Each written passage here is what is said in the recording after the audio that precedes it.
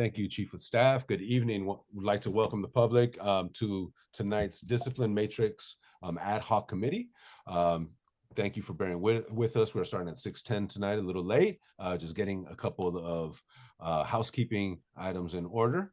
We want to welcome, let's see if there's anybody not yet in attendance. So right now we have Chair Emerita Marcia Carpenter Peterson, Captain Brian Hubbard, myself, Chair Garcia Costa, and of course our Chief of Staff, Micah Montgomery. Good evening, everyone.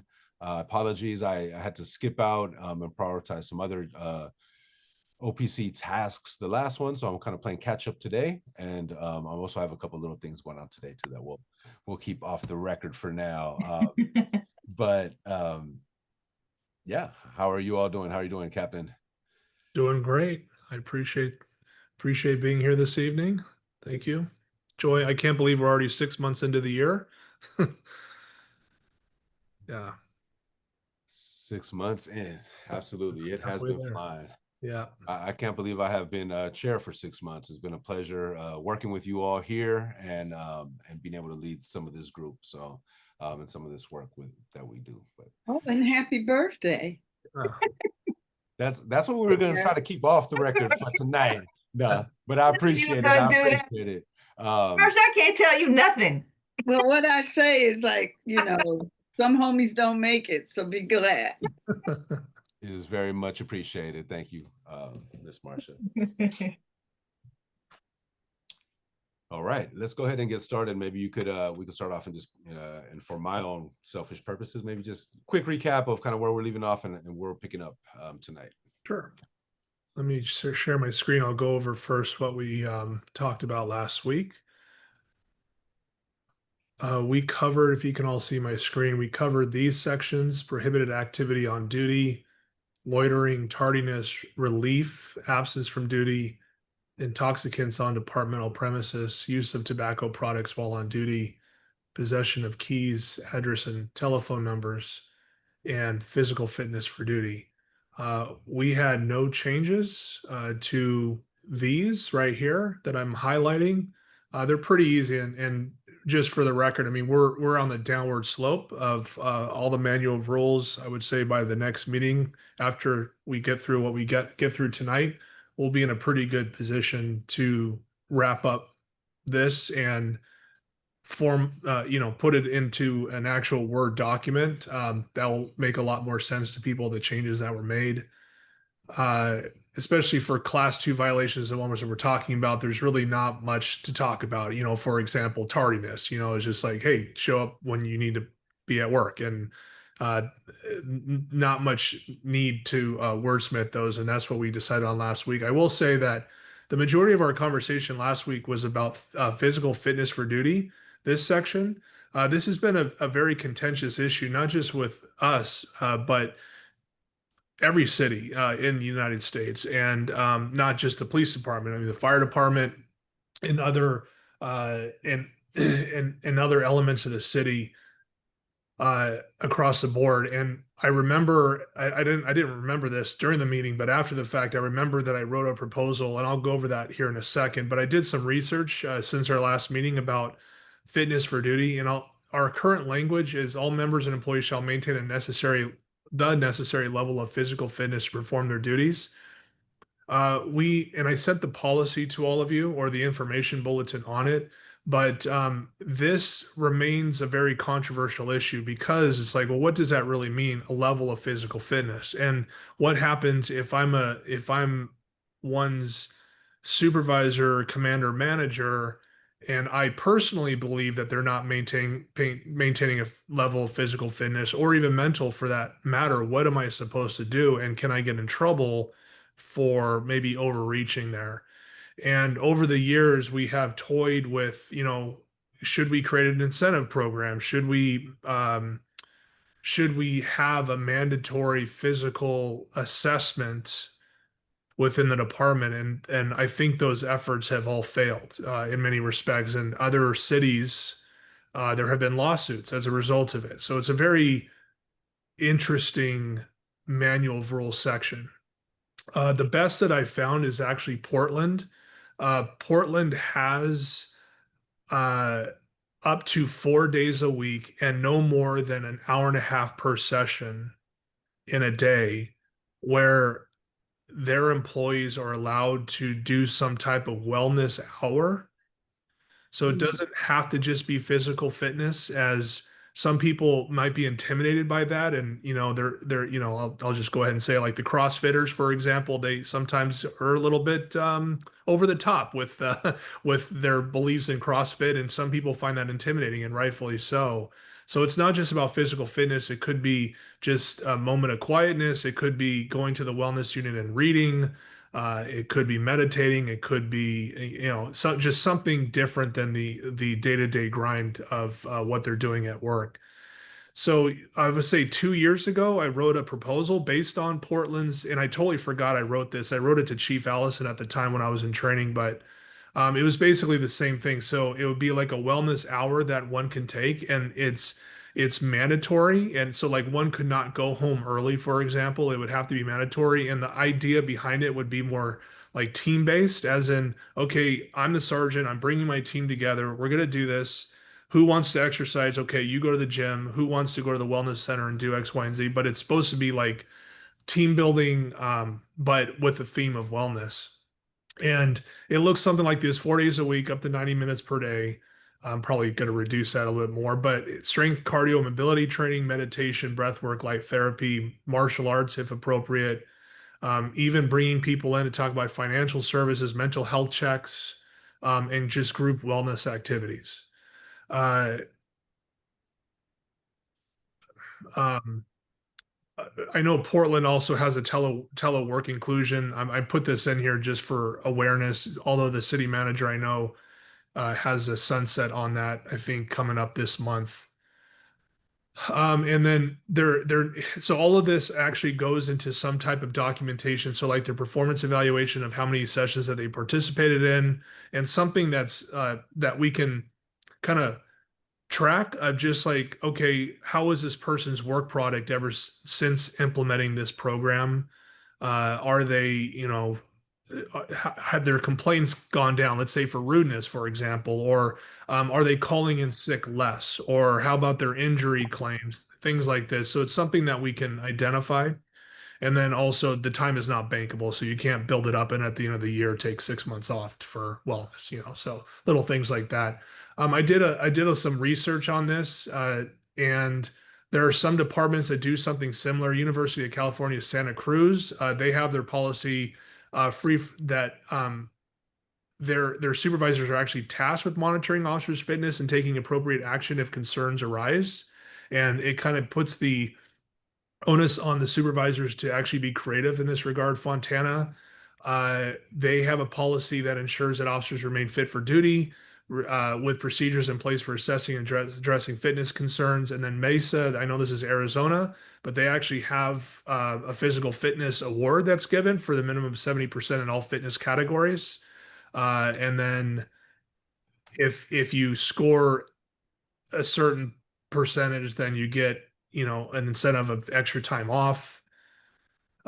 Citrus Heights, they have mandated a 40-minute session for sworn employees into daily routines, and they actually track it. So anyway, there's a lot of ideas out there, and what we have here, and this is the quandary that we were in last time we met, was we have a manual of rules section where we basically say you can be disciplined for not keeping a certain level of fitness, yet we don't really know what the aftermath is. We don't know what that looks like. So anyway, I open up to any comments based on that if any of this interests you, for us to possibly explore as a police department. Mm.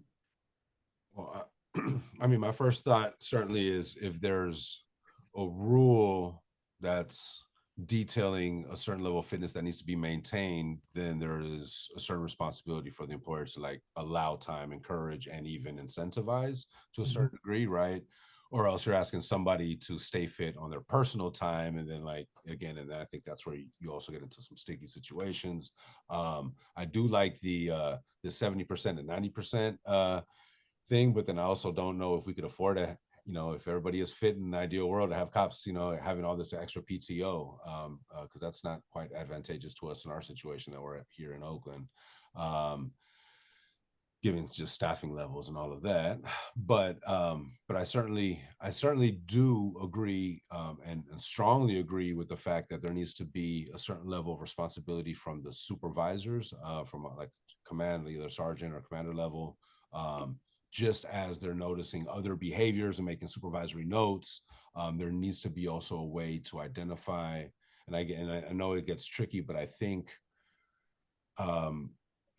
there's got to be a way to identify coaching opportunities, right? If you hang out with me all day and see me not eat and drink 6 cups of coffee and like spazzing out at times, you're going to be like, all right, as your command staff, I've been noticing that, that you can't keep this up, right? And I'll be like, bet, I've been doing it 20 years. You're going to be like, yeah, but, boom, we have rules that emphasize that you have to, because you're the public safety position, the uniqueness of what you all do. And so again, I think that does present a unique opportunity for coaching and for dialogue.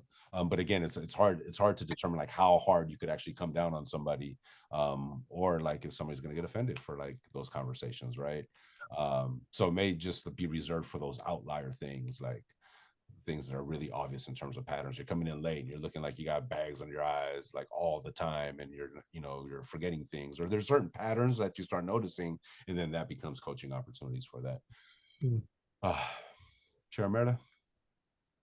So again, there is no weight requirement, not to exceed, or no annual fitness assessment. There is not. In terms of physical fitness. No. And that's what you're saying has been problematic that you've seen across the board. Well, I think, I guess it's somewhat anecdotal, right? But we do have a lot of medical injuries. One can attribute those to, just how one takes care of their bodies, and it's a tough job. So, but we're also saying, well, fitness for duty, like you can get in trouble. So we're trying to find a balance of that, of like maybe mandating something to ensure that people are performing at their best. And there is no, there's a gym, isn't there, in the building, the PAB? It is, yeah. And there is no way to mandate or hire someone to be in there to, say, take officers through some sort of physical routine, at least on a weekly basis. I can't imagine. I mean, just in doing the ride-alongs, there's so much sitting in such an uncomfortable car. Yeah.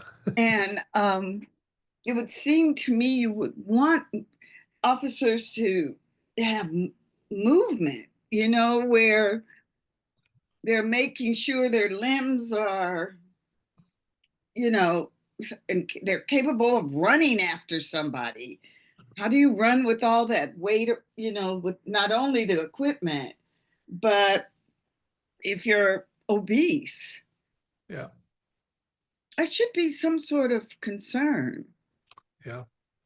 Yeah, you nailed it on the head. And we might not even have to hire. I mean, there's plenty of people here who are certified in nutrition, certified in exercise, where they would probably volunteer their time. I think the issue is if the department is going to provide this for me, is it optional or is it mandatory?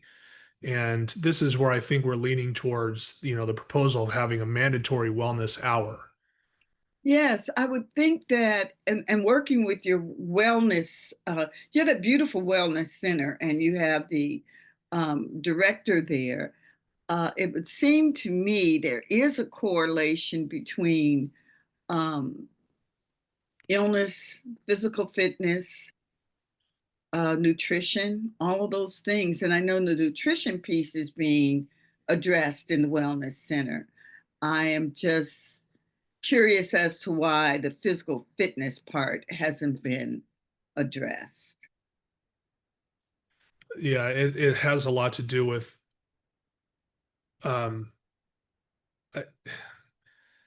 it's hard to get everyone when you make someone exercise, it just doesn't go well. So it's a balance of that, you know. It'd be great if everyone values it and wants to do it and make it a lot easier. But what do we do with those individuals who absolutely do not want to comport with the programs that we have here? Yet to become an officer during your initial training, that's the emphasis is heavy on physical fitness. Very, yes. And so why is that notion of its correlation to being fit for being an officer when you're training to become an officer, somehow it no longer is an issue as you mature in the force? Yeah, no, that's a great question. The physical fitness requirements from post are pretty strenuous, and that's the gateway to graduate the academy. But after that, there's nothing. You know, so That's just peculiar to me, and I'm a lay person, but that seems very peculiar. It's almost like saying I have to be smart to become an officer, but afterwards I can dumb it all down. You Yeah. know, understand. so Deacon Lyles, I see your hand up. Hello, Yeah, bud. I wanted to add to the conversation, and what I'm about to say is it really is not going to help it any, because this issue is an old Gordian knot that will not come undone. And the reason why we don't have a demand for physical fitness and a way of monitoring that and measuring it and having some discipline or authority to discipline people up to and including termination like they do in the military, it is because the cost. The cost is exorbitant. That's number one. Number two, just to be very pragmatic, just to be very honest, is the union. The union fights this at every step you take. You have those people who don't want to stay in shape and cannot stay in shape, and there's no way to prove that an obese guy is a worse officer than an in shape officer. No way you can prove that. That's number one. So we lost it, this whole issue about staying in shape in court because of that issue. Then you have those who take advantage of it by saying, I was lifting weights and I pulled my shoulder out, and everybody's out on disability. And it became a pit. It became a La Brea tar pit of disabled officers. I was in the weight room and I dropped the weight on my foot. I was doing my 10 reps at 225, and I pulled my shoulder out. Now I can't work. And you got all these people on disability, and disability is profitable. yeah. And so everybody wants it, especially if you live 90 to 120 miles away from Oakland. If you rather stay home, and get paid tax-free money. You don't pay any taxes on disability. So you get your full salary, sans taxes. So it makes sense to people want to get on disability. And so that was the thing that they said, hey, look, this thing is costing more than it's worth. It's not worth it. We had a program when I was an officer. We even had a 400 club. You had to bench press 400 pounds. So because we was walking the streets and we wanted to make sure we wasn't going to be, we could handle ourselves. And we all tried to get it. No, 300 club. I shouldn't say 400. 300 club. And we all tried to get into that 300 club. I got into it. And the next thing you know, we had a list, and they sued the city of Berkeley, and Berkeley paid a huge amount of money because somebody said they pulled his shoulder out trying to get in the 300 club. You authorized it. You even had a list on the wall who was in the club, who wasn't in the club, blah, blah, blah, blah. Shut it all down.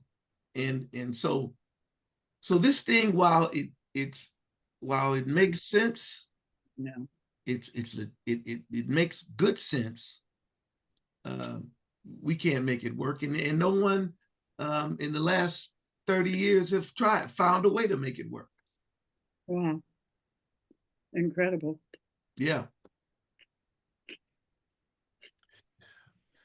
So I'm if it's okay, I'll send the proposal to all of you about the wellness hour. It's not just about physical fitness, it's just wellness hour. And Okay, let me say something about, I heard you said wellness hour earlier. Okay, let's say wellness hour. All right. Is that part of the lunch hour? No. So that's another hour off the street. Yeah. Now, if you ask me, do I want the guys working out on the wellness hour or patrolling 89th and International Boulevard? I want them at 89 in International Boulevard. I understand. So if we can push this wellness hour, they'll love that. And then we'll have less police coverage. That does not make sense to me. I know, but it sounds so, it's just so, I understand what you're saying. It's so, but it's such a cynical, I don't know how to It's describe pessimistic. how I'm feeling right now. Well, let me just say I'm sounding pessimistic because I went through it. Yes. As a manager trying to get it done. Mm-hmm. And none of those dynamics have changed.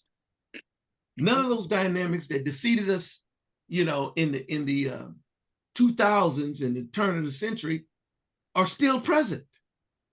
And so if I sound pessimistic, it's because I haven't seen anything come down the pike that could work. Now he says Mesa has I guess the fitness ribbon, that's in something to encourage them. Performance excellent to officer, 80% receive 5 hours. That's a benefit, that's a pay, that's a cost issue. Annual assessment annually is yearly with a continued eligibility required to maintain the incentive. Well, so anyway, if you ask me, do I want to give an officer another hour in Oakland? Do I want to give an OPD officer another hour off the street? No, you got a 45 minutes to an hour average response time. That's what the citizens of Oakland are complaining about.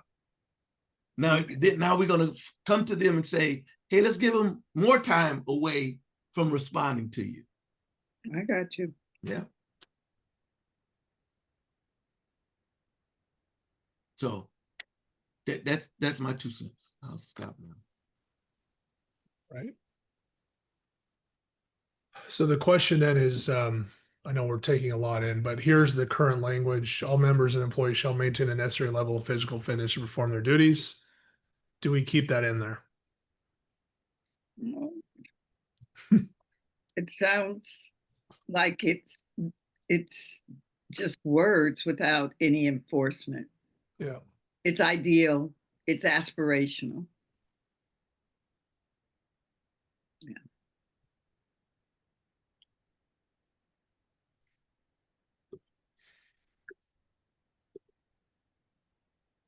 I mean, if they don't, and how do you know they don't? What's the consequence? There's no teeth. And so what I've seen this apply is usually after the fact, as in something happens and then we question one's fitness for duty, either physically or mentally, and then this manual of rules section applies. And I hope that we're looking at these as more of a preventative measure, as in we don't want you to violate these, so here are the standards. This one is after the fact. You did something, therefore we're holding this against you, and it's already been done. So that's example of that would be what? Well, I mean, I got to be careful saying this. We had a rather controversial incident that I think was made public about an elevator incident that happened here at OPD. Yes. Okay, so that was within the scope of this. So it was a fitness for duty, mental / physical allegation. But who bears the burden or burden of proving this, and who pays the price of having violated this? In other words, is this the supervisor should have been watching this guy, or the guy should have voluntarily said, hey, I need some help? The way this is written, it is levied against the subject himself, not Okay. supervised. Now, you can cite a different manual of rules section against me for this happening underneath my nose and not doing anything about it. That's true. Mm-hmm. But this is the onus is on the subject. I see. Okay.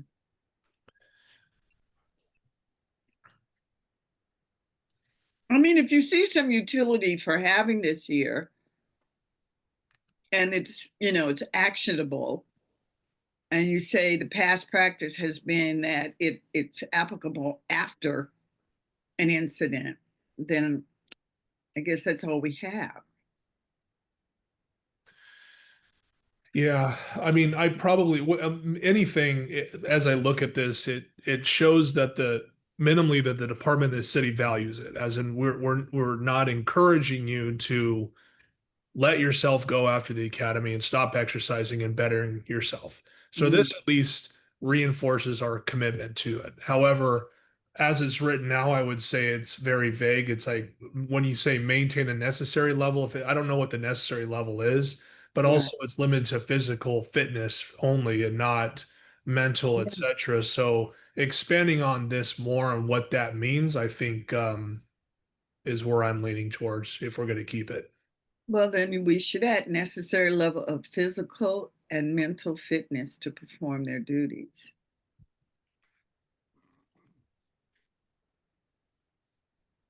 And not to complicate things more, but has it ever been considered basically based off of your job classification, your title? Like I could see, patrol officers needing to be more in shape than, and in all due respect, Captain, I don't see you jumping out behind these policies and chasing anybody at this point of your career.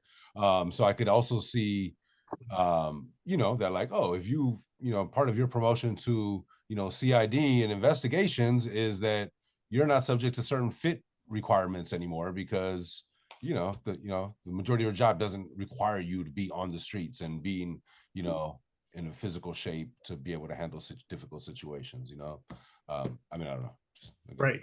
Yeah. I mean, I guess the compromises, and it goes to Deacon Lyle's point. It's like, if I don't know if he would notice or mind if being that I work in a building job, if I took 30 minutes off to exercise versus the patrol officer is noticeable to the community when they take 30 minutes to an hour off to exercise. So it's one of those kind of benefits for not being in a field assignment where you do have better access to a gym, and not working graveyard shift gives you better access to more healthy foods. But one can also argue that in my position, I have a standing desk, but I sit more than the patrol officer for sure. I mean, they're constantly getting out of their vehicle and walking upstairs, and so they get, I would say, plenty of exercise during their shift. Me, not so much. I can easily sit behind a computer for 8 hours, and the day will fly by quickly. So, yeah, I mean, based on assignment, I think it definitely changes. And again, I don't think we want to develop elite athletes here. I think it's more of we want just everyone to value physical fitness because we want them to be healthy, but also this is the example I give in the academy. It's like, I know we like to talk about chasing down suspects, blah, blah, blah. That's all great. But if you have a loved one that's on the 10th floor of a building and they need CPR, which officer do you want climbing those stairs to give that CPR? That's the type of officer that we want to develop in the academy, capable of doing that. And that's the standard that we need to be at. Are you capable of climbing stairs and then do prolonged CPR on someone? So, and that's my point, like that we want that at the level at which they are being trained to become an officer, but we don't want to sustain any level similar to that. Right. It's just so hard. What does the fire department do? They also, from what I know, don't have a program that mandates. They don't have a program because they can't afford it. I mean, this is almost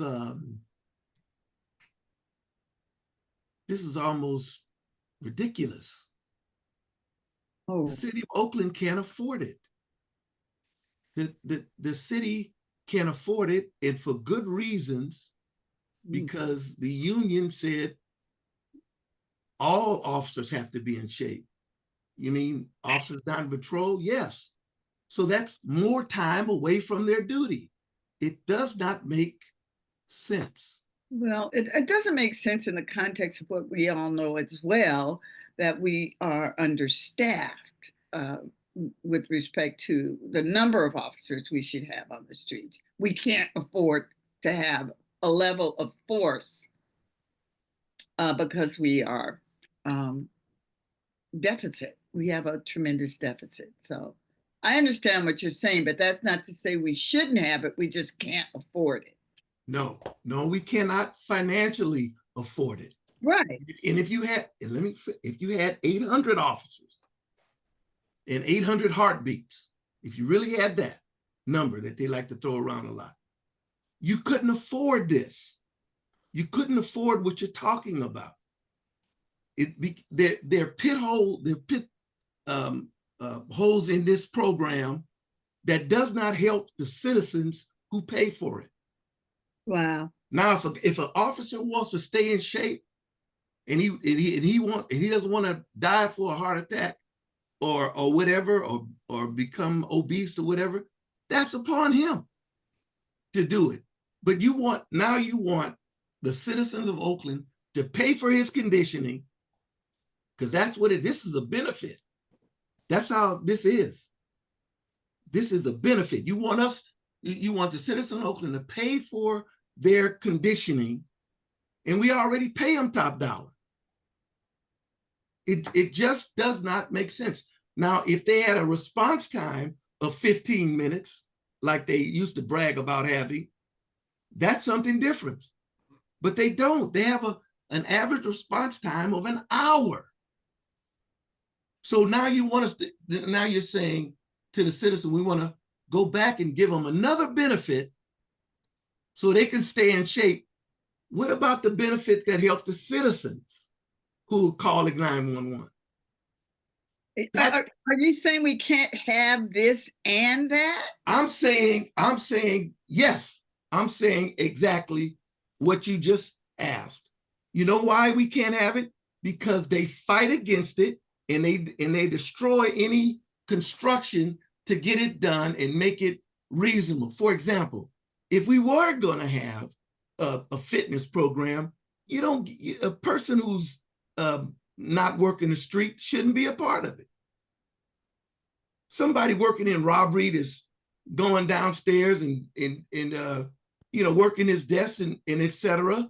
He's not a part of the fitness regimen that you would want the people on the street who do a patrol to do it. But they demand everybody has to be a part of it.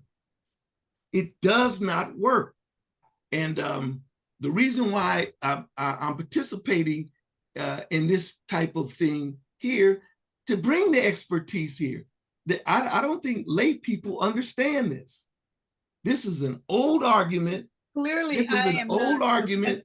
This is an old argument that has failed every time. And the people who said, we're not doing this anymore because it doesn't help the citizens. I'm trying to warn you. All right. Well, again, this wording just should be aspirational as it is already, but it should just add mental as well. And however you can apply it after an incident in your past practices should continue.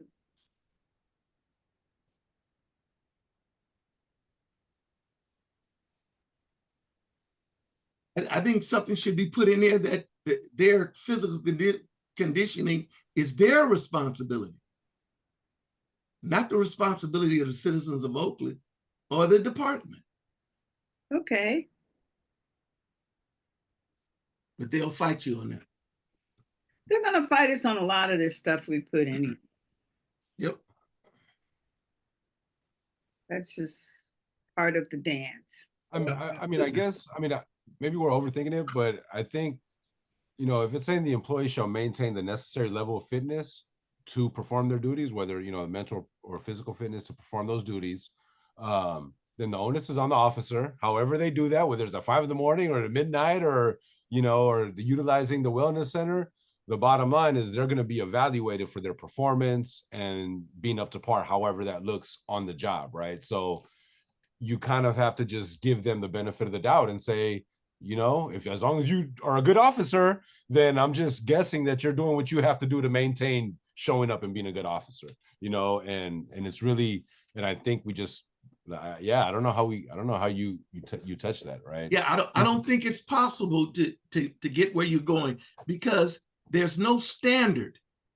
If okay, let's say you are in shape, you got 3% body fat, and you can do 100 push-ups. Now you got a guy that's got 20% body fat, and he can only do 5 push-ups. But the guy who does that's obese makes more arrests, solves more crime, is respected and appreciated more by the community than the guy who's the Adonis looking person. That's where you would get into the problem. There's no way we can codify that physical fitness equates to police performance. It does not. Okay. And I would take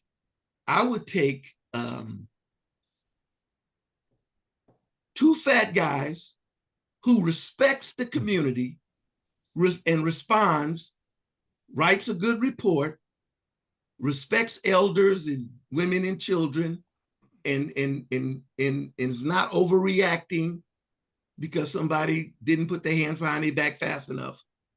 Then these guys that are, you know, 17-inch arms, 6-pack, you know, but you can't talk to them, and they don't write well. Okay. And they're more into how they look in the mirror and in uniform than what they do in terms of commitment to getting the job done. You cannot quantify it. There's just no way of getting a standard. Understood. So Understood. Having said that, this is, I think, one of those, and President Company, Brian, this is not aimed at you at all, but I'm gonna say this is one of these pitfalls, these pits that we need to be aware of, not falling into, sounding like we're endorsing it, sounding like we're in favor of this when it has never worked and it's never helped the citizens of Oakland. It does help the association, because what they're going to get is another hour off the street paid. Understood. All right. Thank you. Before we get off the subject, just the discipline range for this, for the first offense is counseling and training to a 2-day suspension. Second is a written reprimand to a 3-day suspension. And then the last is 3-day suspension to a 30-day suspension. I just, you know, to Deacon Lyle's point, like, I don't know how we would measure, like, this is your third offense of just like being completely out of shape, and like, you know, yeah, and if it's not, you know, if it's not impacting the duties and performance and the ability to be a good officer, then how do you prove discipline? How do you prove that they violated this to be this MOR to even receive these? Right. And that's a question I asked kind of in a different way earlier. It's like, if you're saying you have a past practice of enacting this against an officer, how do you do that? Going back to the example of the officer in the elevator, he had a previous incident before that that was questionable judgment. I didn't think it had anything to do with physical fitness so much. Right. But clearly there was something questionable mentally about shooting off your gun in an elevator. I mean, that could have even ricocheted back and hit him. So that was bizarre. But you're saying that I've noticed in the discipline committee meetings that I've been to in the past, that everything but the kitchen sink. I mean, there's going to be about 5 different charges. And I don't know, can't recall whether we land on 3 of the 5, but you know, you guys have so many charges you can choose from. And this one, and I don't know how it all worked out with that particular case, if it's still ongoing or what. But if you're saying there is room to use this, and your past practice has been that the onus is on the officer to maintain this, I think aside from physical fitness, it's just mental fitness for duty. And you guys, the burden of proof is on the department, it sounds like. It is, yeah. Oh, and Captain, I'm sorry, and this is the part you were talking about where it's typically after the fact then, right? It is, Yeah. Yeah, and in your example, if there was a resident that was on that 3rd floor that needed help, and that officer just couldn't get to the 3rd floor because he was out of shape, and then he pulled a muscle, right? Then at that point, it's like, whatever it was, your routine was, we left that up to you, but it wasn't good enough for you to perform your duty. That's right. And that's the whole point, is now we have an incident that happens, and now we have a supervisor who can say, okay, I have that connection. You were supposed to do this because your job requirements say you do, yet you couldn't because of your physical fitness level. Therefore, you can be held accountable for this. Yeah, that's exactly right.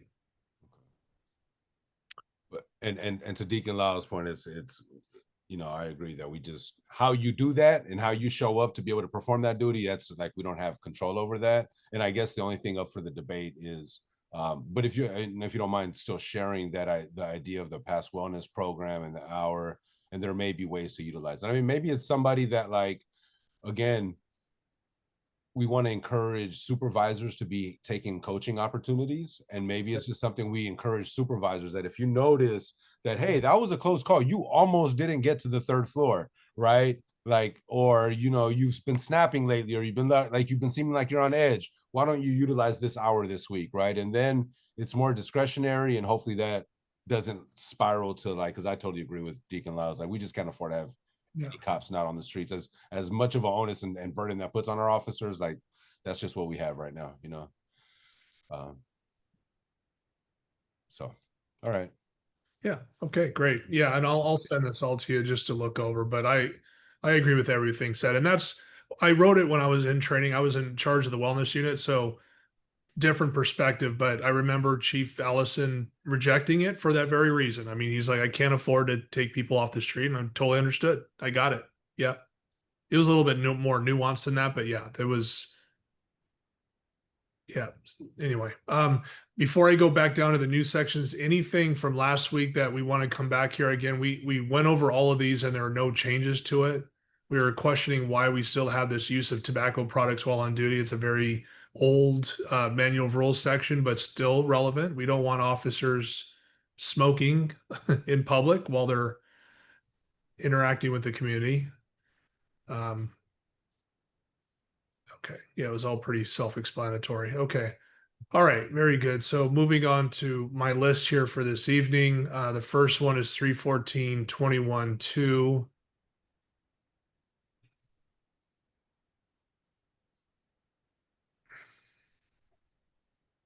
Members on special assignment, the administrative delegation of the enforcement of certain laws and ordinances to particular departmental units does not relieve members and other units of responsibility for promptly enforcing those laws and ordinance when the occasion so requires. Members assigned to special duties are not relieved of responsibility for taking proper action outside the scope of their special assignment when necessary. I don't like the way this is worded, but I'll give you a real example that happened last year. There was an officer working the Chinatown special operation, just, general enforcement and more of community interaction, certainly, but just kind of remaining in place and creating a high visibility of police presence. And a young lady approached him saying, "Hey, I got robbed in East Oakland the week before. Would you mind taking a report from me?" And he would not do it, citing the fact that he was on special assignment. And we ended up sustaining the officer because, yes, it's true that he was not in a position to do a lot of preliminary investigation behind it, but all she really wanted at that moment was just a report written, and we can figure out the preliminary investigative steps later. So that's where this would apply, is like, hey, you're on special assignment, but you're still within the capacity of satisfying her request, and you need to take proper action when reasonable. Sometimes you can't, that's understandable, but for the most part, that's what we want you to do.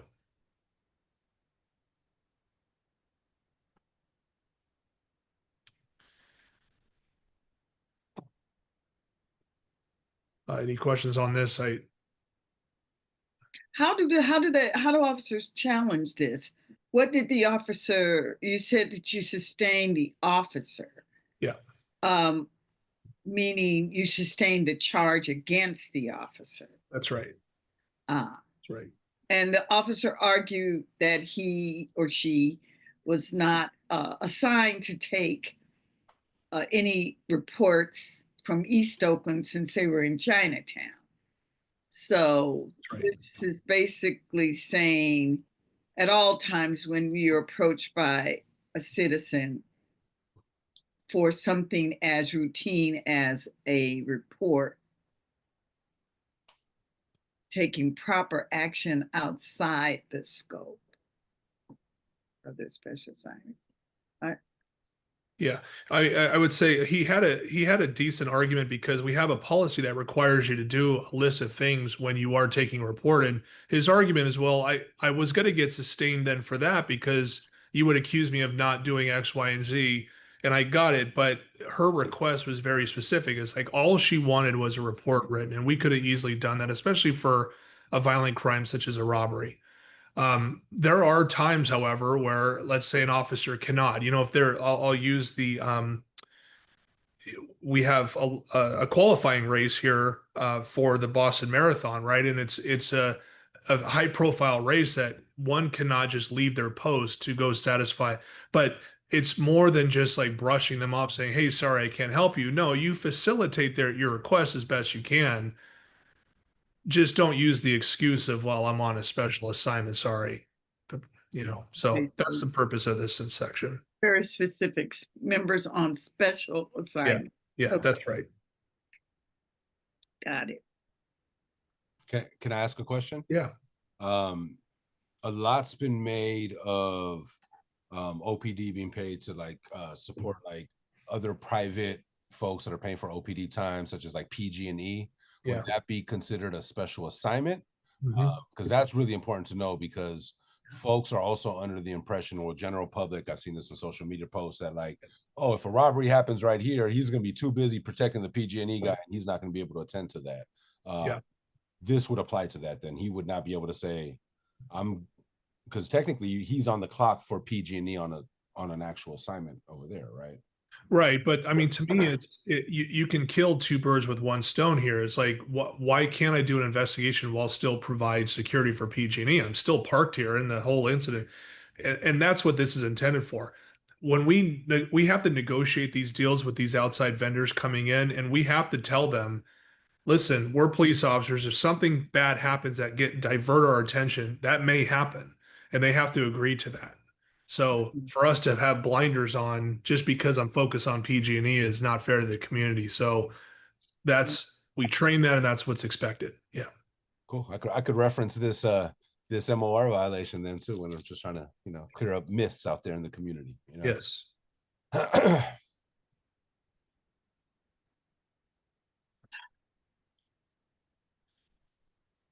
Okay. Any questions on this one?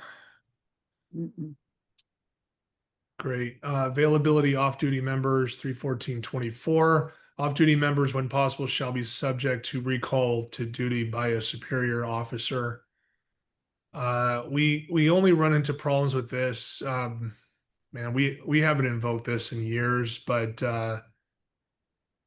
this goes into a different manual of rules section of people updating their information. in the modern age of cell phones and everything else, it's not hard for us to get a hold of people. But what this means is it's almost like the fitness for duty, where it's reactionary to something else. Like, people need to know that even when off duty, you can be recalled in during significant events. And yeah, it's rare that we would enforce this, but it has come up in my career. Mm.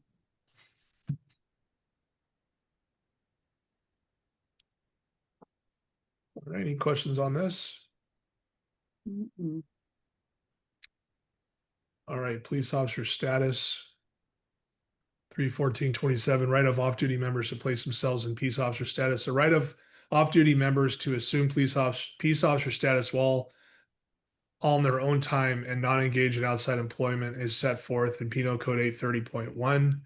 Whenever possible, off-duty members who place themselves in police officer status while on their own time shall immediately identify themselves as a peace officer and display their police identification. Off-duty members shall not place themselves in peace officer status while engaged in outside secondary employment. Under no circumstance shall off-duty member who is under influence of intoxicating substance place herself in police officer status when off-duty.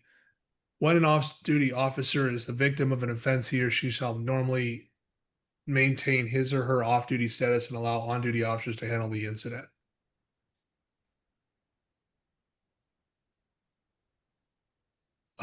So this is, I think, commonly misunderstood, that an officer shall do this, and it's not. It's, you have the right to place yourself in an on-duty status when appropriate, but you don't have to.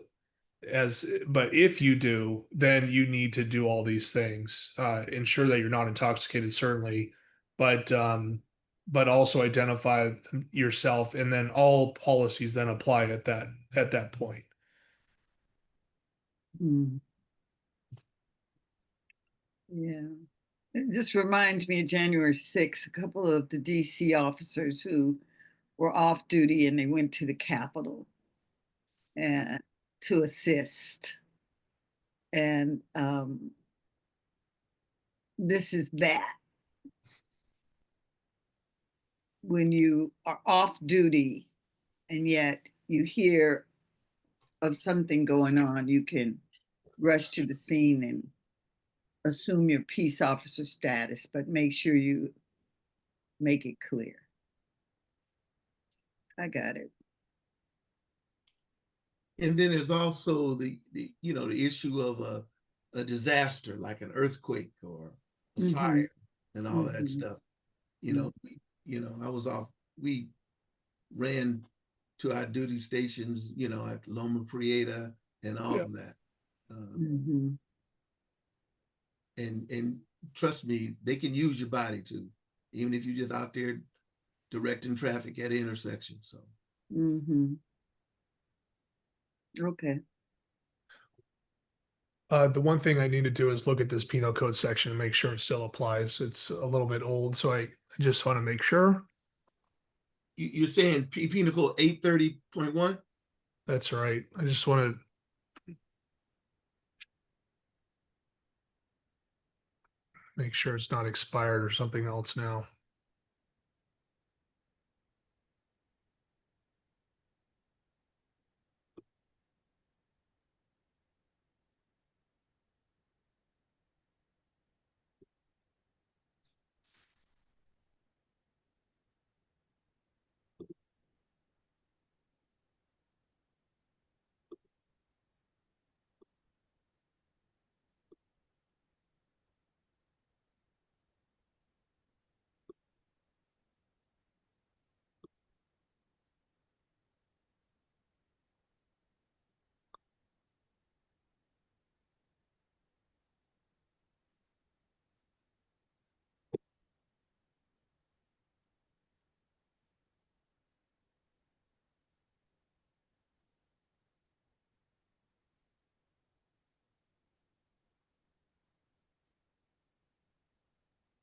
Are you taking a look at it now?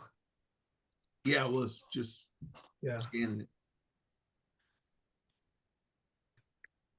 Well, he's looking that up. I mean, we had a couple of instances that come to mind about this. It's not often that officers will do this off duty.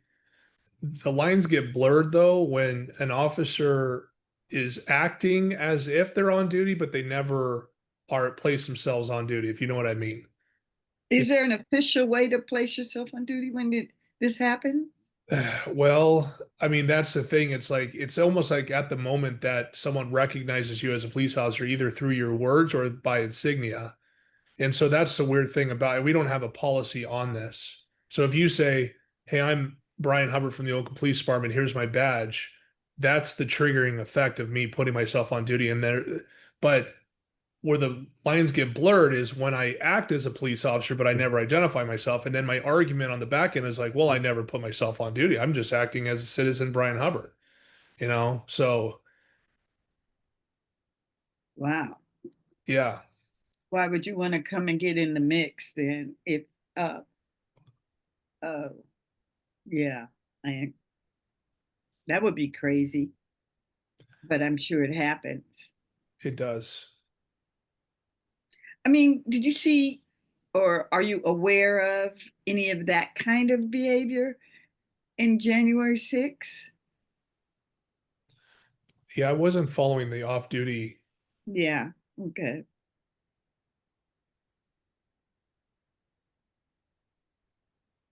So would this also apply, now you got me thinking, excuse me, would this also apply for an officer, maybe that's in full uniform, but that's not actually on the clock? I mean, it sounds like pretty a nefarious reason that would be happening. Yeah. Or that's a different MOR violation because now they're Didn't we talk about insinuating yourself into an investigation when it's not your assignment or something? We have something like that. That is a problem there. Yeah. That's dangerous. Yeah, there we did talk about that. That's interfering with an investigation based on your police status. This section, if I understand, Chair, so you're saying like I'm off duty, but I'm wearing my uniform in some way, some fashion? yes. And then you insert yourself in like in police-ish type duties, but you're not necessarily on the clock. That's crazy, but that's why I was asking it. I mean, you never know. I mean, there might be somebody that likes wearing his uniform and getting, you know, Yeah. But I Yeah. thought there was I get free food and donuts at this spot, and I like wearing my uniform. And then if somebody talks shit to me, I can talk shit to them back. And you know, and people think I'm a cop they think I'm on duty, but I'm not really on duty. I'm just wearing my uniform at the time. I don't know. I know it just sounds wild, but like I said, it's probably a very nefarious reason why they would be doing that. I mean, I could think of somebody that's like, I don't know. I thought there was a process in OPD that if somebody acts as a police officer coming from an off-duty status, that he had a duty to call or put himself on the clock or something like that. Do they call the desk? Have you seen any policy like that? I mean, I'll look into it, but there's no policy that I'm aware of.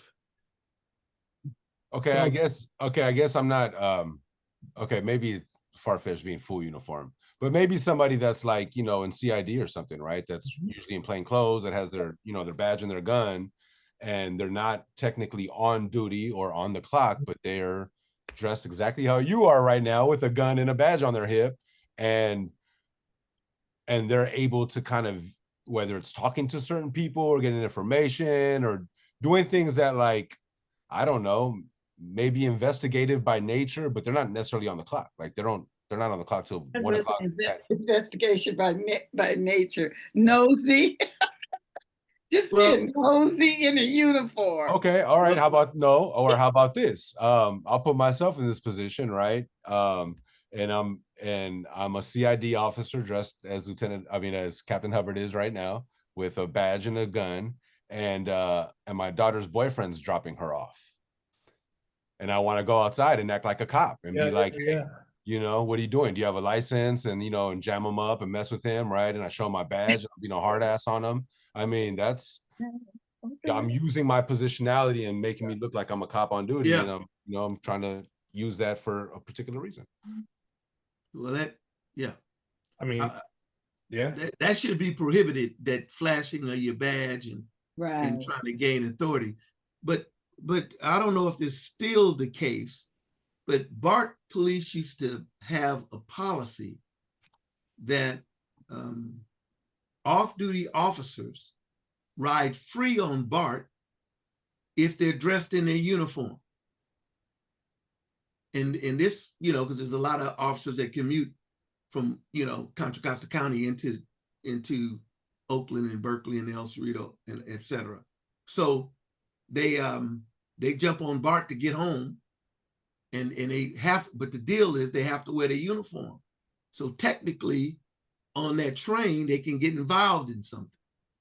Yeah. The whole idea was BART was getting, the appearance of more police eyes and ears and coverage, so the trip on the train would be more safe. But is that officer off duty, or is he not off duty? Now, we were told, I don't know if this is the case now, that it's portal to portal. Is that still the case, or is that the case for one department? In other words, Brian, if I get off duty from OPD, walk out of the building on 7th Street, get in my car, drive home, the drive home, I'm covered, right? With workers' comp until I get to my door threshold. Is that still correct, or am I off base? It's not. And I know that personally, dealing with an incident years ago, that commute time does not count for on duty. I was getting to say, when did that ever?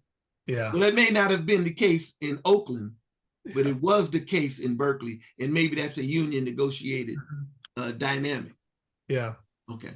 Yeah. So I'll say this. I mean, just going back to the daughter's boyfriend, and that's actually a good idea I should do for my daughter, but when she brings her first boyfriend. But if you're going to intentionally display your insignia, you're putting yourself on duty. And then the question is, okay, you putting yourself in an on-duty status, did you follow all policies and guidelines? And I would argue no, based on your behavior, which means that you would be then susceptible to other manual overall section violations, including this one. What I found is most, and we teach this in the academy, is just remember that you are a police officer, but you're also by yourself out there, and you are probably serving as a better witness than you are putting yourself in the status of a police officer. We do see that an off-duty officer will observe something, instead of intervening, they will just stand by and preserve the peace without those other parties knowing he or she's a police officer, and then call it in and cooperate with the police accordingly, because they know that you're on your own. I mean, it's just you and that other party is probably not going to be aware that you're a police officer, or care for that matter, and may engage with you in a violent fashion. So that makes sense. Yeah. Well, credible witnesses are very valuable too, right? So yeah, but you're right where it's like, okay, I mean, I don't openly carry a gun or badge, but those who work investigations do. And if let's say they're driving home and they see a collision on the side of the freeway, they get out of their car to assist. I would argue that they're putting themselves in a valid on-duty status, especially if they keep their insignia firearm handy. Absolutely. Yeah, and we have that reasonable expectation. Yeah. Okay. So what would happen if they went out and helped some people in an emergency on the side of the road, and then something happened to them? They got hit by a car, or something. Would they be covered?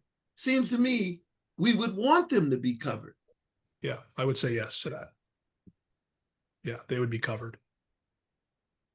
That's what I meant by that portal to portal. Yeah. That if if you get yourself involved in something, then and you're doing it the right way because you're acting as a police officer on duty or off duty, I think that's immaterial. Yeah, I would agree. And that, I think the city of Oakland accepts that risk. I was thinking more of like, you get involved in a collision while driving home. It wouldn't be an on-duty collision, just because you were driving home. Yeah. Yeah. So we've had those. Yeah, I understand. Yeah, I understand that. Yeah, great. Now this all makes sense. Yeah. was about to go on a vacation and went up to college and to a restaurant up there to get some food for me, Dolores, my wife, and I. And I saw a guy snatch a woman's purse. Mm. And I ran after him. And then he started running around the corner, running around this car. And I'm going around the car chasing the guy. Then he jumps in the car and they speed off. The driver of the car and this guy were together. So I went into the department and told them what happened. And they looked at me like, you fool. Ooh, really? But I was a young officer. I was, you know, you come out of that academy, man, you want to arrest bad guy. Yeah. Right. And And so, you have that instinct to you that you want to yeah. do. Yeah, it's hard to get rid of that when you're off duty. Absolutely. And it happens. And when you see things, yeah, you have to really, I don't know, sometimes it's like you say, it's reflexive. Yeah.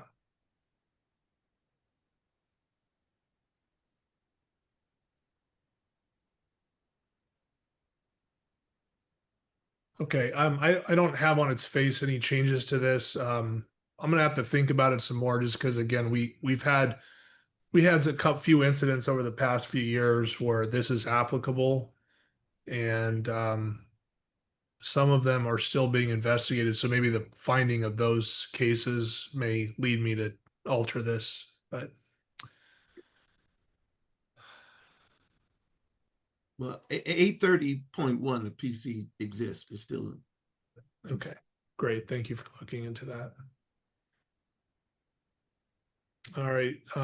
We talked about this already, so I'm not going to change it. This has to do with the 72-hour notice of when you're subject to a lawsuit, arrested, etc. So we covered that in a different section. We agreed to merge it with the other one where. Okay.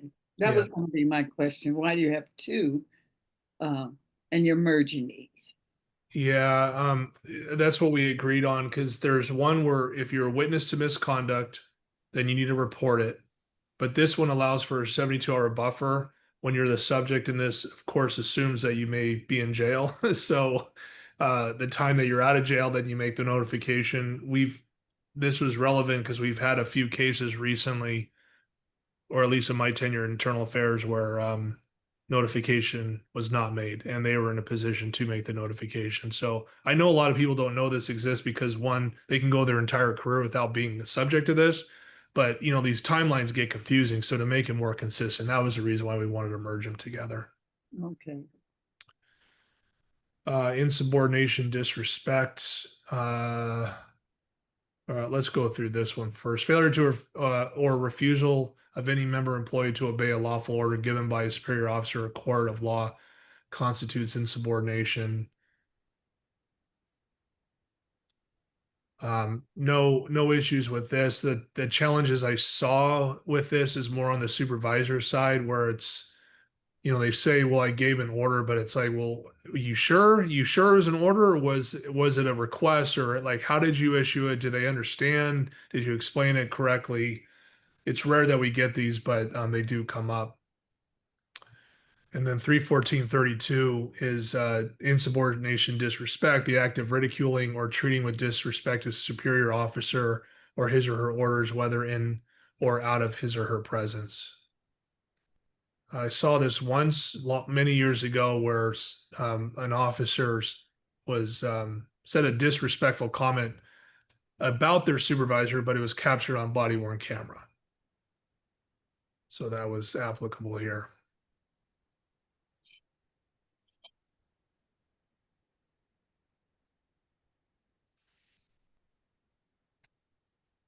Any questions on those?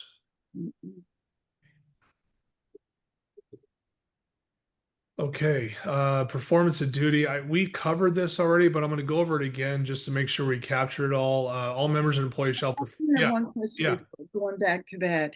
Can that be like in any form, be it in writing or verbal, or they don't parse it? You know, we've had cases where, you know, hey, you didn't say it had if I did it in writing, I always go back to the case where it doesn't say I couldn't use my personal funds. So is there any difference between doing this in writing or doing this verbally? In coordination of your superior officer? Yeah, not as it's defined here. So it's both written or oral. Okay. So the act.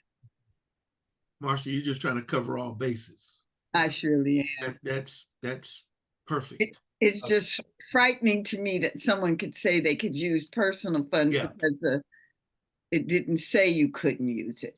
Yeah. So the act, be it in writing or verbal. Exactly.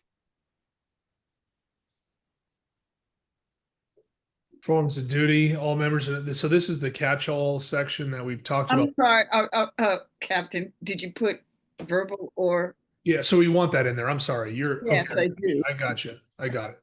I'm sorry. Well, I have my notes here that you can't see here, and I'll make sure that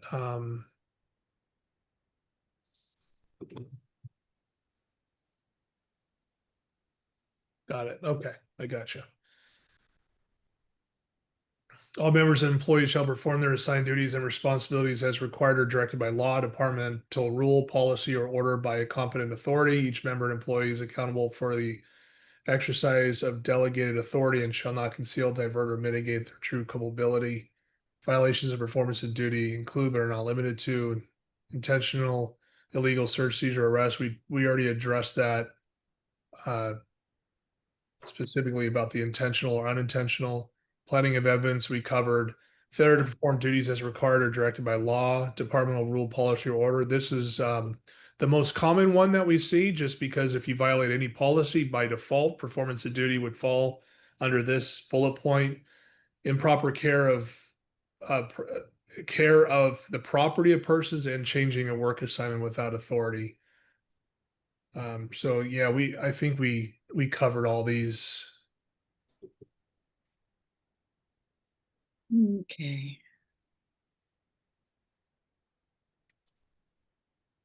Could you just hold on for a second? Could you just now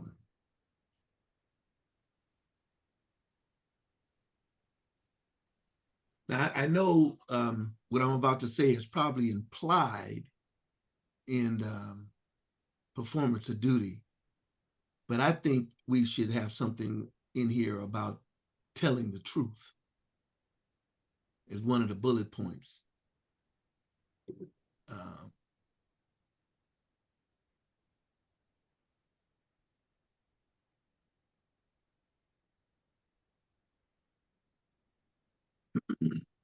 So it would be in addition to the truthfulness section that we have. I think the bullet point, yes, I think it should be repeated like the bullet point, so they can understand that an intentional illegal search and seizure or an arrest is an awful thing, and not telling the truth is also an awful thing, and they should be able to see this again. And I'll just cite past practices, where fudging the truth seems to be a cultural dynamic as far as I'm concerned. And it needs to get back to, if you're lying, you're going to be fired, and it's a high principle value of ours.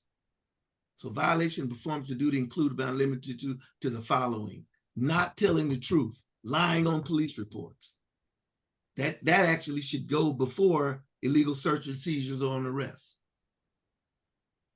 Planting evidence.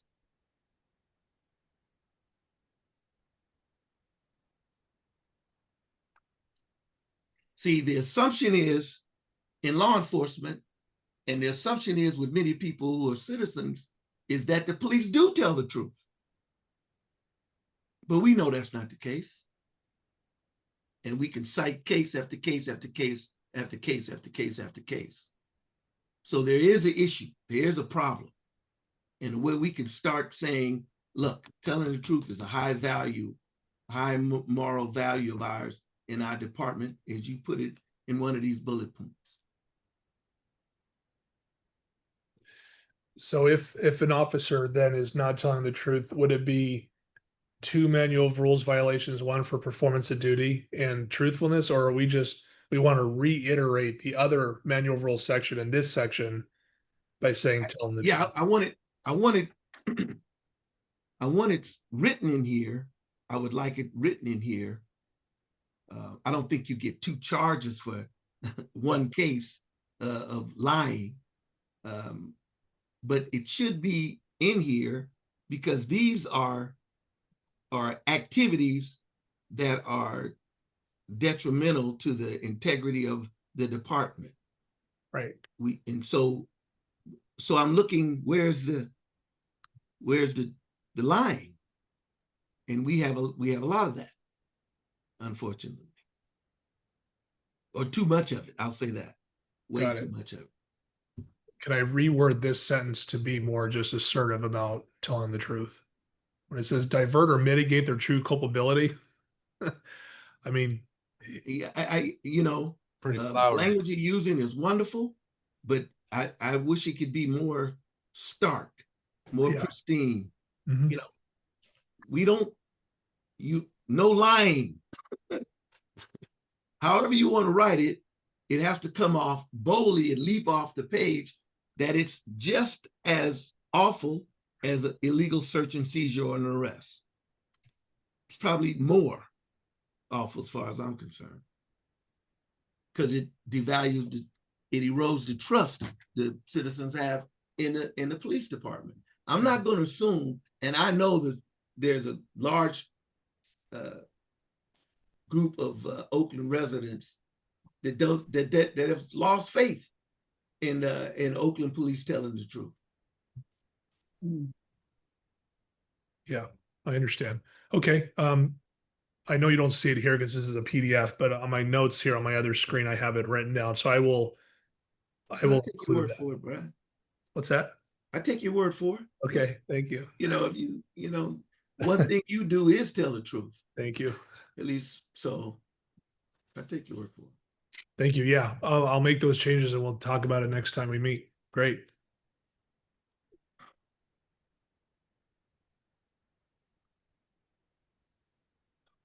Okay. Obedience to laws. Members, employees shall observe and obey all laws and ordinances. A violation of this section may include, but not limited to, the following: felony and serious misdemeanor crimes, other misdemeanor crimes, or driver's license status. We don't have a problem with how this is worded. I mean, we do have we have really shored up our policies about this. If there is an obedience to law allegation, it has to rise to the level of reasonable suspicion. Then our criminal investigations division is notified, and they do a criminal investigation first before it's turned over to internal affairs. No issues with this. Again, I'm fixing another policy that will make this better, but everyone understands this. Even driver's license status, even though would not be considered on its face of serious misdemeanor or felony, our communication sections do audits based on a member's last name for their driver's license status, and they produce a report, and we respond to that report based on what they give us if a officer's license is suspended or revoked. If an officer is driving under the influence of alcohol, DUI, would this be applicable? It would, yeah. All right. Yeah, and just as an example, an officer gets arrested either in this city or somewhere else. We would notify our criminal investigations division, who will oversee the investigation or liaise with the other department doing it. And then once they close that case, this is after recommended charges to the district attorney, then internal affairs would take over and we would investigate it for this very section, obedience to laws. Okay, thank you.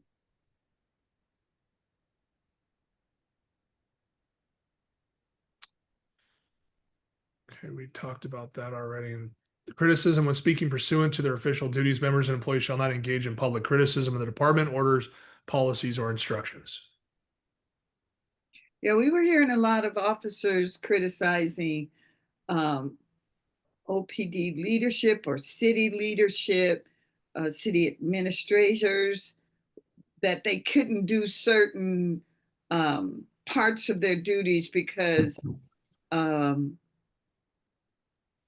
were they saying?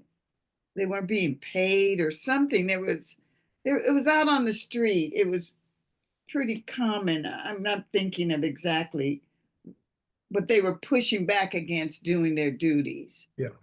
I remember those commission meetings. It was a lot had to do with the pursuit policy. Uh-huh. Yeah, I can't chase because I would lose my job. They would say, or allege to say things like that. This section would apply if they're criticizing the chief, his or her policies. If it's proven to be criticism, I should say, then this would apply. I know that some officers kind of push back on that. Not the criticism part. It's just like, well, because I'm literally educating the public of our policies. I know they interpret it as criticism, but that wasn't my intent. It's, hey, here's our policy. Unfortunately, I can't do anything that you want me to do because of X, Y, and Z. Of course, that line can be crossed just by saying, this terrible policy is the reason why I don't do anything, or the chief doesn't know what he's doing. This is why, et cetera, et cetera. That would then cross the line of criticism, and that would apply. Okay. Thank you. Or where I've seen the captain, they'd be like, well, if it was up to me, I wouldn't do it. It's not my fault. They kind of like absolve their personal responsibility for that. Yeah, where it just becomes more self-serving than anything. Yeah, I would argue that's criticism. All right. Yeah.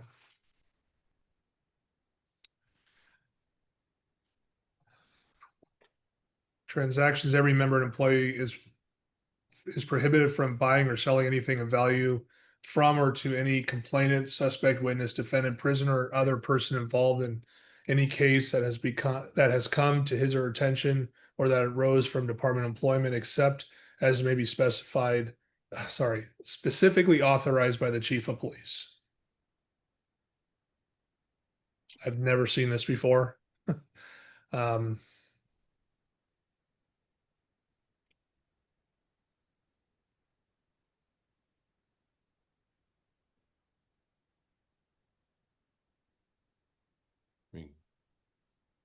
Could you argue paying for an apartment of a witness is buying something of value?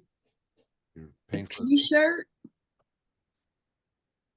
Yeah, of any value. I mean, to me, I think it's the theme behind this is it could influence the investigation, so you don't want any transaction.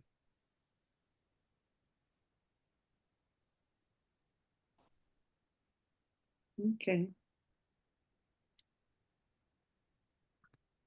I mean, obviously this can get a little dangerous, especially, it gets into the bribery category. I mean, obviously, but this might get a little bit weird when we talk about, and I am looking down the road, there is going to have to be a policy on this because there isn't one. That's for a later conversation, but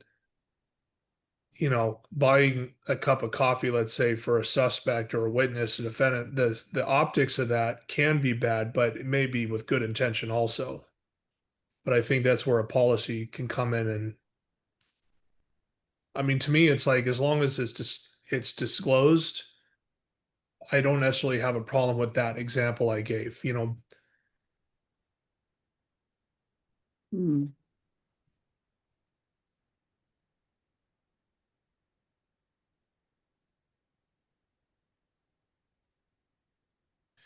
Yeah, we might have to come back to this. I mean, as it's written now, I mean, I haven't seen an issue with this, but the policy that we're looking at writing, and just to give you a hint, it's any type of good monetary transaction to anyone needs to be disclosed in some way, somehow.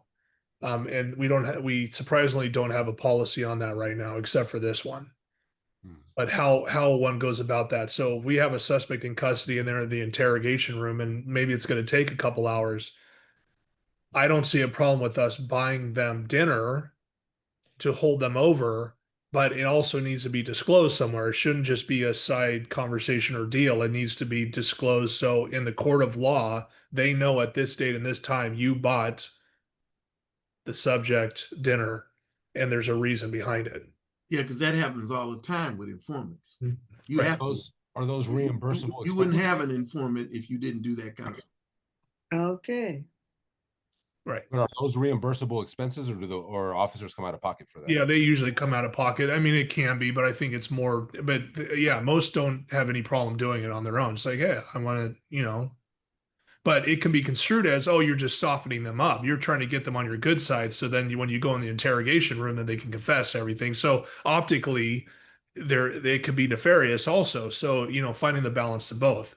CID will tell you that the experience is like, yeah, we do it all the time, but we put it in the log and then I testify to it later. So everything's on the up and up. Yeah. So I can't say too much, but I'm working on a policy now that covers this, and I think it'll be more relevant later, and maybe room for amendments. So, Well, I would suggest that you talk about the outrageous cases and make sure they're covered. Yeah. Like the one that Marcia just mentioned. Yeah. A while back. Yeah. Yes. Understood.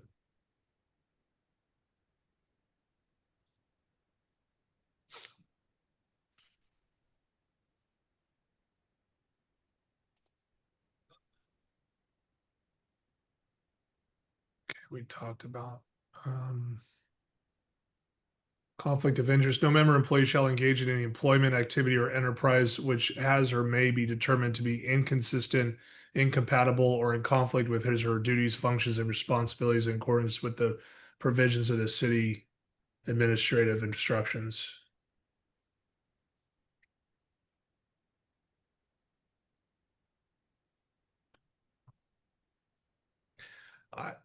I've never seen this before either.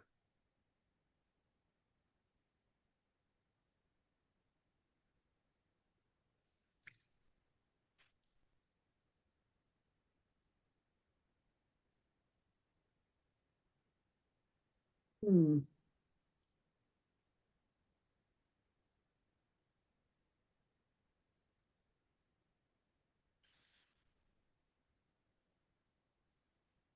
I mean, this is, I mean, I'll give you like the most glaring one that comes to mind. And I know other cities have dealt with this, and certainly not Oakland police, but I've heard of this like on the East Coast. So, where off duty you are supporting or on the campaign team of a politician that goes against the practices of that city, that's obviously a conflict of interest. And just because you're off duty doesn't mean that you can participate in that.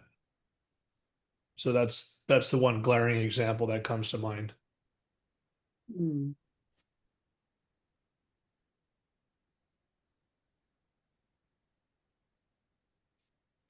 So anyway, I have nothing to say for this section.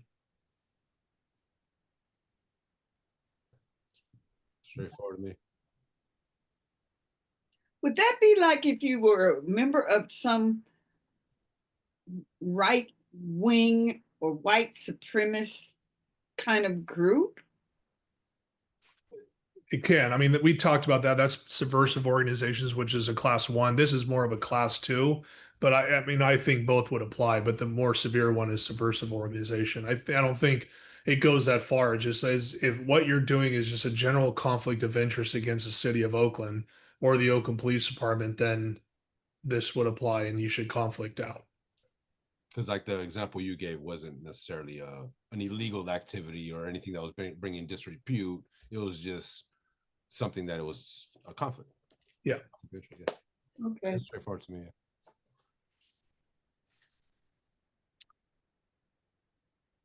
Okay, last one, debts.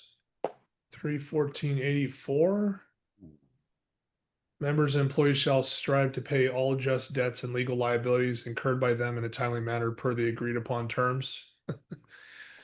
Yeah. So what's interesting about this one is I've never seen anyone being held accountable for this, but under the negotiated settlement agreement, if you work in specialized assignments, certain ones, you have to disclose debt to the department because of optics and allegations that you can use your position in that special assignment to, pay off your debt by stealing money, basically. So there's a clause in the negotiated settlement agreement that addresses this. That's the only way the department knows about one's debts. We don't do randomized audits to see if one's under the water with debts and whether they're keeping up on their car payments. This would be applicable, and I haven't seen it, but it would be applicable because when one qualifies for a loan, usually they have to put their work address. And if debt collectors come to the Oakland Police Department and say, hey, this person is not paying their debt or well behind, or we have to levy fines against them, whatever, then this section would be used against that member. Mm-hmm. Or if the IRS come, or your child support payments Yeah. become an issue Right. Yeah. for debiting This your, happens a lot, yeah. And then child custody also. Swapping who has a child this week and that next week, and you didn't allow me to get the child, and you abused the child. It's a mess. Okay. But if you guys receive like a garnishment notice from the IRS, then that could actually trigger this right here. Yes, it would. Mm-hmm. I like it. It makes you vulnerable for extortion too. If I'm a drug cartel and I know somebody's drowning in debt, I'm like, oh, I could easily exploit this officer right here. I mean, I know like the FBI and those like federal agents think that way as well too. So. Yeah. Okay, that's all I had for today. We already talked about body worn camera. We said no change. That came up before, so that satisfies the 314 section. I do have a list of things that I will address before our next meeting. I was trying to end early for your birthday. I don't know if I did a great job, but tried. Right on schedule. Luckily my partner's working late tonight too, so we got late dinner plans tonight. Awesome. Okay. Well, thank you for sharing some of your birthday. Valuable time. Yeah. Happy birthday. Thank you all. Appreciate it. All right. Well, that concludes our meeting, and we'll see you all in 2 weeks. Sounds like a plan. Okay. Take Thank you. care. Good night. Good night, everyone. Good night.